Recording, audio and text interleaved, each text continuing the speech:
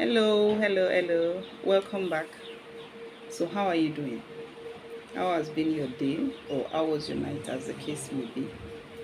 So, today would be a biblical reflection. We'll be reflecting from the book of Genesis, chapter 1. It's a very brief, a very short passage. So, please stay tuned. Don't log off. We'll be reading from Genesis chapter 1, from verse 1 to verse 4. That's quite short. And let's dive into it. I'll tell you what the title is by the time we wrap up. But I think we should just go with the flow. In the beginning, God created the heavens and the earth. The earth was without form and void, and darkness was on the face of the deep, and the Spirit of God was hovering over the face of the waters. Then God said, "Let there be light," and there was light. And God saw the light, that it was good, and God divided the light from the darkness. If I would title this reflection, I would say, Get light on it. Any situation, get the light of God on it. Why would I say this? In the beginning, the Spirit of God was hovering on the face of the deep. He just hovered.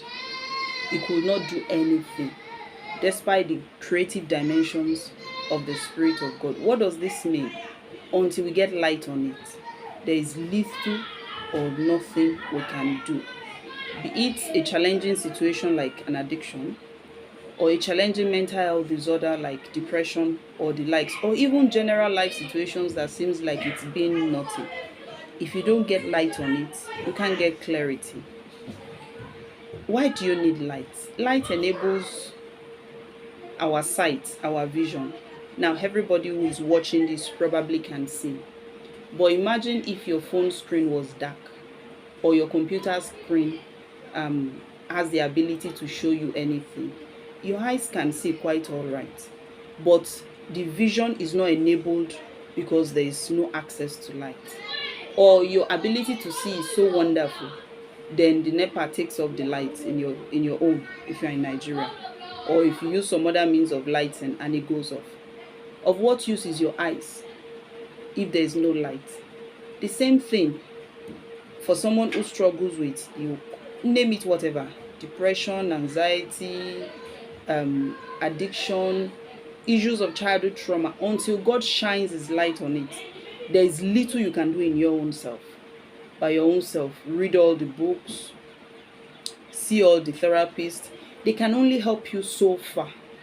You won't be able to achieve so much without getting the light of God on such a situation. Then the second reason is light is relative. What do I mean by light being relative? If you decide to study by candle light, you would see, but it's limited. Versus you decide to study by floodlight, you will see much more than you would have seen with a candle light. Or you want to clean your room with a lantern. For those who remember lanterns, the millennials will remember. The Gen Z should also do that. You should also be able to remember. You want to clean your room with lantern, you will miss out so many spots. But supposing you have a floodlight, chances are you'll be able to see so much more. The same thing goes with getting the light of God on any situation. While our intellect, our scientific understanding, and all whatnot will take us some distance, it will not provide the full dimension of what God expects us to know about a situation, about our purpose in life, about our destiny, about why He has placed us on this earth. You can study all the books, you can study all the sciences and all that needs to be studied. But except God shines His light through your life, through your desires, through your decisions, you are at best limited. So now, what does the light do? The creative dimension of the light of God is in three arms, threefold, so to say. The first is that it purifies.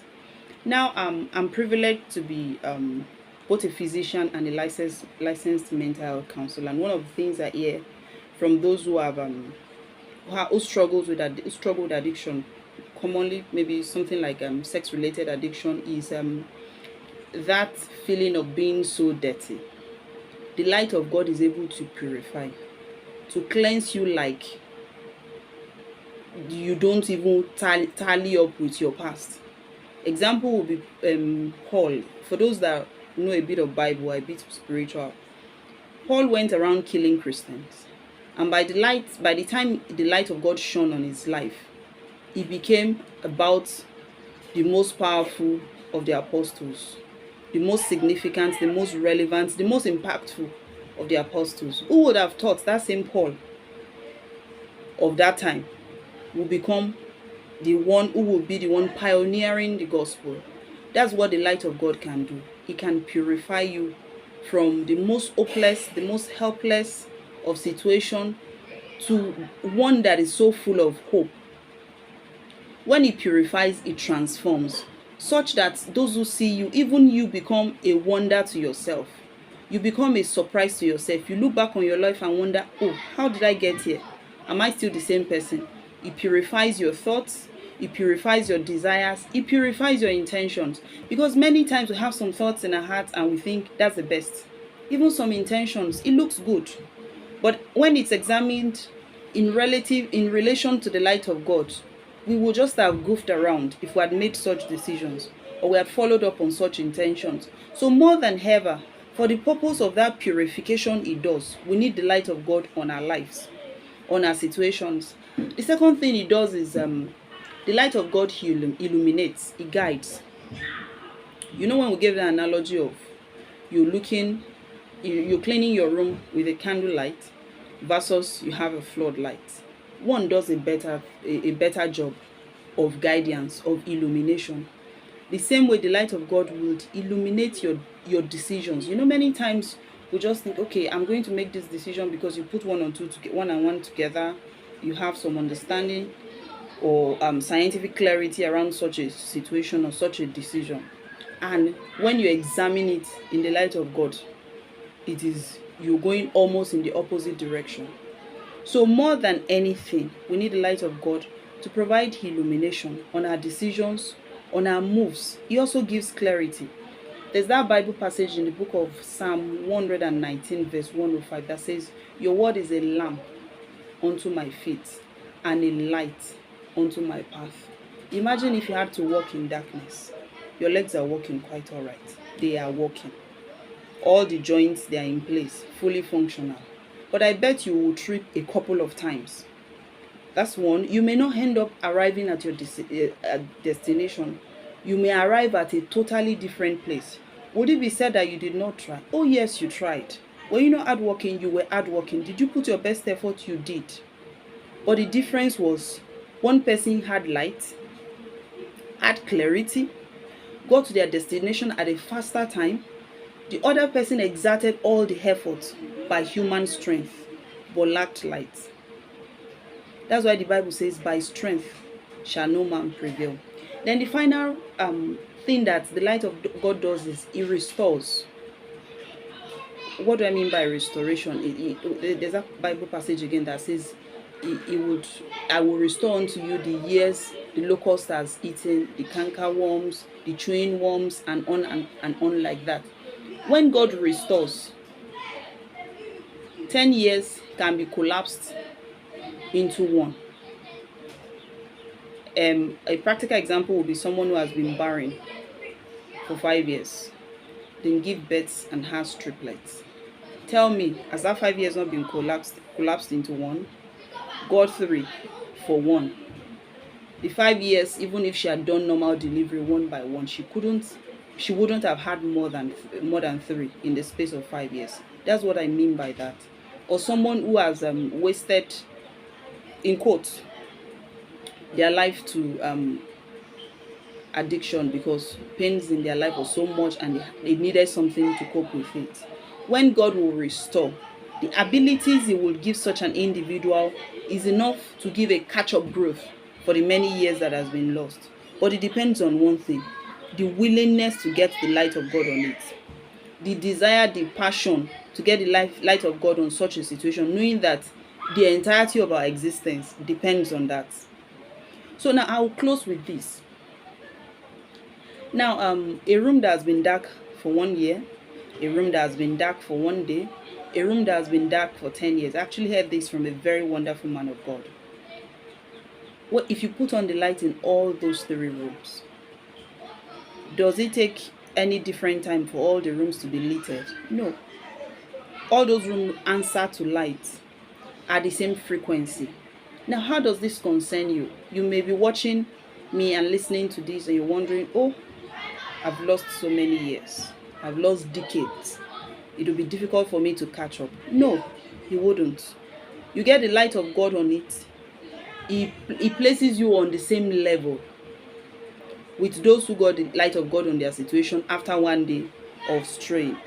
The only difference I will add is this: someone who has been off course for 10 years may have more things to tidy up than someone who has been off course for 1 year. But once you get the willingness there, the desire there, and you're prayerful and you keep asking, Lord, give me clarity, Lord, give me light, get your light on my life, in my situation, it's only a matter of time. It will restore all the years to you, and His word will keep being the lamp unto your feet and the light unto your path. So now, for someone who is wondering, how do you begin? It starts with accepting God into your life and committing to studying the Bible and finding a Bible-believing church. Day by day, it gets better. The first couple of days, you may wonder, what is it you're doing? And the devil may even plague your conscience with, oh, you're wasting your time, and so on and so forth. Reject such lies. I'm a medical personnel. I will tell you, when people go for radiation therapy, nothing happens the first course, but it takes a couple of days for them to know, oh, I was hit by radiation. Same thing when you go for treatment in the hospital. The first shot of injection, you may feel you're not getting better, but after a couple of shots, you can be sure that the illness has gone. But supposing you went for the first shot and you said, oh, I didn't get better, I'm not going again, will you eventually get well? No. Again, so it also means that the work of faith requires you to stick with it. That's why it's called faith. It's making sense, it's not making sense, things are changing, things are not changing, stick with it. One day you will see the change. If you didn't have to apply faith, then it would just be logic. 1 + 1 is equals to 2. If you can explain every single one of your moves in life, then yes, there's no room for God. We must all get to that point where some things we say, this, I don't have an explanation for it. It could only have been by the power of God. That's the situation that every child of God should aim for. That will give room for God, where He shines His light and He gives me speed to catch up. It gives me clarity on my decisions, and it restores, it purifies my heart, even times when I thought I knew what I was doing. And I pray the grace of God continues to guide our lives in Jesus' name. So on a final note, please subscribe. I keep saying I would do this, I would say this, and I forget. I'm still kind of new to this. Subscribe if you're watching this for the first times, or you've watched a couple of times and it escaped your mind. Essence of subscribing is other people get to benefit from it. You get to be alerted when we upload a video, and this message gets to be of benefit to many more people. Share, like, and I pray God bless you. Have a wonderful day. Bye.